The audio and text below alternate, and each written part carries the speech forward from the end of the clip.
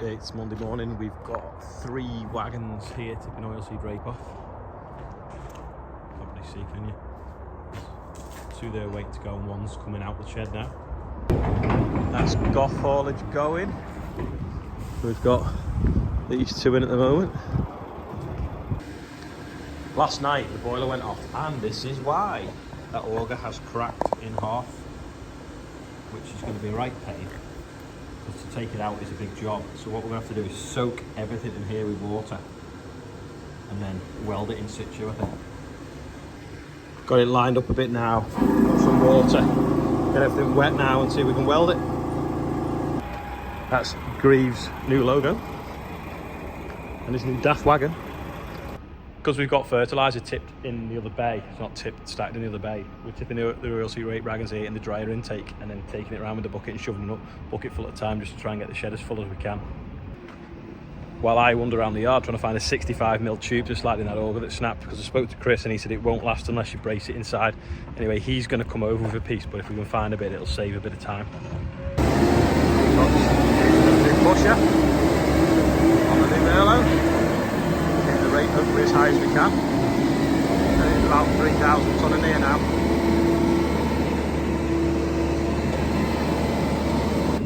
Looks to be a piece of someone's drying floor or shed coming that load. Right, we split it up there, jack that away, so now we can slot a tube inside. I just can't find a tube, 65mm, and that's full of wood chip. So Andrew's just going to hoover it out now, hopefully. Just been picking the buggy up. It's been here since the other day when I come up to the combine, and they're just putting on the Grange over there to go drilling rape if we get some moisture, because it's obviously talking that we might get a shower tomorrow. Might even get a little bit today. The radar picture shows it, but I think the cloud's too high if you look. So we'll see.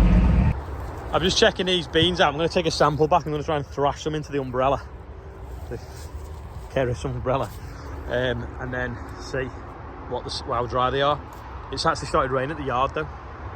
I'm probably only a mile away as the crow flies, and the straw that we've got to bale's that way as well, so that's 2 miles away from the yard, so hopefully it won't rain on the straw.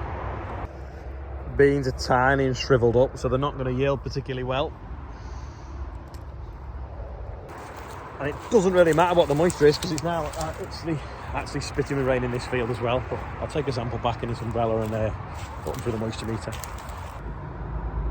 I know they don't look a lot different in size, but I bet you this one closest to me is twice as heavy as the other one, because of the circumference of them. If you've got a mil all the way around it, it might only be 2mm bigger, but I reckon it doubles in weight. I had high hopes for the bean yields this year because they looked great right the way through, and I was wondering why they still kept growing even though it was so dry, but obviously they haven't filled the seeds. Got a bit of moisture, so Andrew's going to go disking now on the 7.7. Try and get a stale seed bed for where the barley's going after wheat, so we don't have wheat in the barley.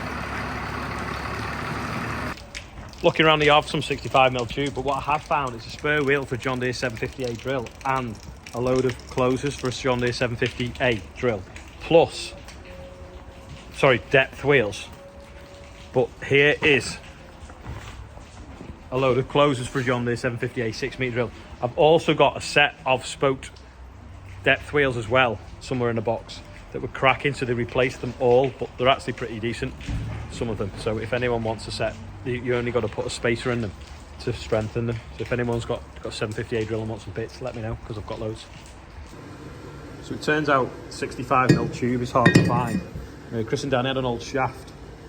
It's only 3mm and this is 5, but we've just ground it down and smoothing it out, and it just about fits, so we can brace it for a bit. But we're going to order a new auger because this is the one that was worn at the bottom anyway, but it's 7 metres long.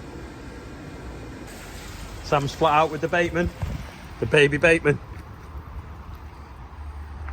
Here we have the Bateman can, which is the huge 40cm boom. No GPS. We drilled some holes as well so we can plug fill it with weld. Chester's in his chariot today.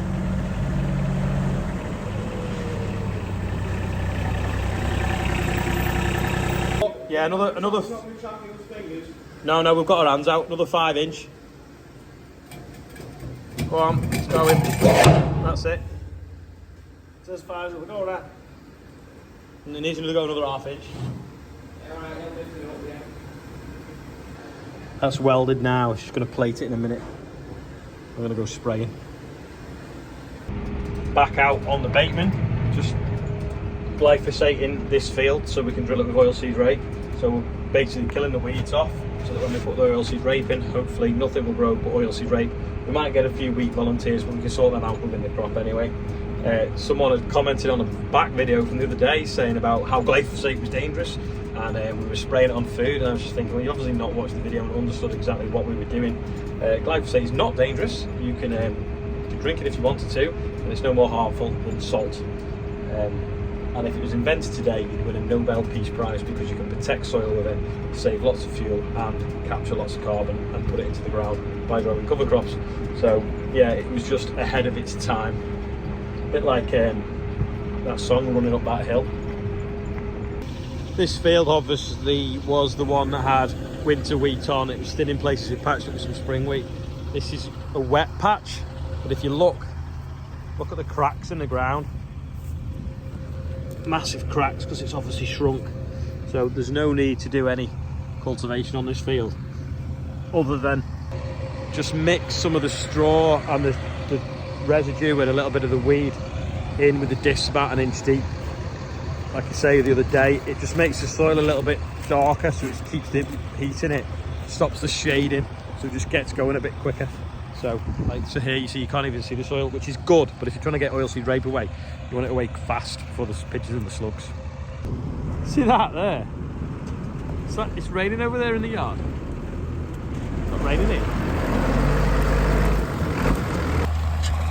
For those that like the sound of the 7.7.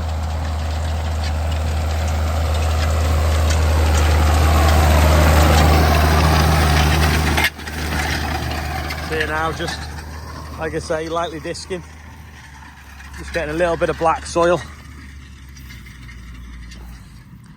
So we can drill into that tomorrow, hopefully. If not later today. Loading the wagon with straw. This is off to near Lancaster.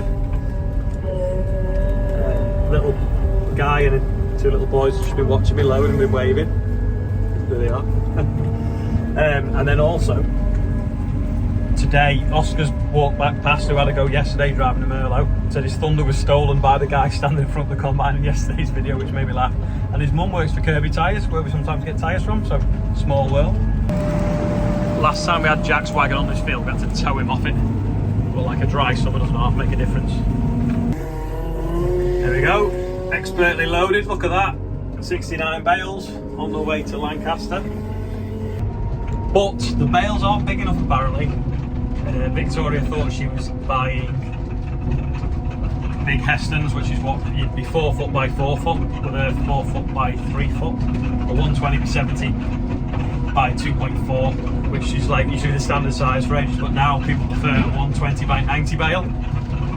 Anyway, apparently there's some off-season deals to be done on balers, but you won't need it till next year. But yeah, so we've just been talking to class about that because you can order one now, get it delivered in June, and my baler that I bought 2 years ago is now worth more than I paid for it, so happy days. Look at that quality clothing made by Class that James is sporting today. He's just woken up. I'm only showing you because I'm after a discount on a new baler, but look at that, did you know Class made clothing? Just wait him in the yard, off he goes. Don't forget, if you want his straw, give Jack a ring. His number. This is today's birthday bumper. Oliver Circum, Gary Hughes, is it Circum or Seacom? I'm not sure. Gary Hughes, Bradley Oak, Adam Hunt, Gareth Hopper, Mark Wright, and Malaria. I don't know how. I'm dyslexic, obviously. In fact, funnily enough, talking about dyslexia. Oh, sorry. Happy birthday, everyone on there, and anyone's birthday it's not. Adam Henson is also dyslexic. So, is there a link between dyslexia and people that are good at presenting? Because for some reason this YouTube channel keeps growing, which is great, so thank you. Don't forget it's also paying for this sprayer by you watching. Is it because we're dyslexic? Do we have a visual mind? What do people think? Let me know in the comments perhaps. Anyway, that is all for today. Thanks everyone for watching today, and I will see you all tomorrow.